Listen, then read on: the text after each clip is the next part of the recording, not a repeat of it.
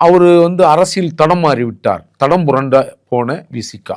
எந்த மக்களுடைய உரிமைக்காகவும் இந்த கட்சி தொடங்கப்பட்டதோ, எந்த இலக்குக்காக தொடங்கப்பட்டதோ, அந்த கொள்கையில் இருந்து நீர்த்து போன தோழர் திருமாவளவன் திமுகவை யாராவது விமர்சித்தால் முந்திக் கொண்டு திமுகவினரை தாண்டி இவர் முட்டு கொடுக்கிற வேலையை தோழர் திருமாவளவன் தொடர்ந்து செய்து கொண்டிருக்கிறார். ஆக கட்சிக்கு நாங்கள் திமுக கூட்டணிக்கு அழுத்தம் தரமாட்டோம் அப்படின்னு சொல்வது என்பது இந்த விசிகானுடைய தனித்தன்மையை அது புறந்தள்ளி விட்டது. அது தனித்தன்மை இல்லாத திமுகவினுடைய ஒரு அங்கமாக, ஒரு பட்டியல் பிரிவு அங்கமாக.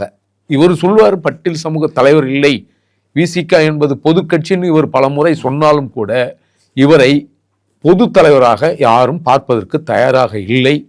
இவர் பட்டியல் சமூக தலைவர் தான் என்று அடையாளம் கட்டப்பட்ட தோழர் திருமாவளவன் திமுகவுக்கு முட்டு கொடுத்து பல்வேறு இன்னல்களும் இடைஞ்சல்களும் சந்தித்து கொண்டிருக்கிற பட்டியல் சமூக மக்களுக்கு மத்திய அரசால் ஒதுக்கப்படுகிற நிதியை முறையாக செலவிடப்படாமல் திருப்பி அனுப்புகிற ஒரு அவல நிலையை எதிர்த்து கேட்காத தோழர் திருமாவளவன் அவர்கள் இஸ்லாமியர்களுக்கும் பட்டியல் சமூக மக்களுக்கும் இன்றும் போதுமான அளவு நிதி மத்திய அரசு ஒதுக்கவில்லை என்பது குறை சொல்கிற தோழர் திருமாவளவன் அவர்கள் ஒதுக்கிய நிதியை ஏன் முறையாக செயல்படுத்தவில்லை என்ற கேள்வி அவர் கேட்பதற்கு அவருக்கு மனது வரவில்லையா? அல்லது பட்டியல் சமூகம் நான் மட்டும்தான் பறையர்குடியில் இருந்து பிறந்தேன், நான் இந்த கட்சி அந்த சமுதாயத்திற்கு இல்லை என்று வெளிப்படையாக பறையர்கள் எங்களுக்கு ஓட்டு போட வேண்டாம் என்று இவரால் சொல்ல முடியுமா அப்படின்ற கேள்வி எமக்கு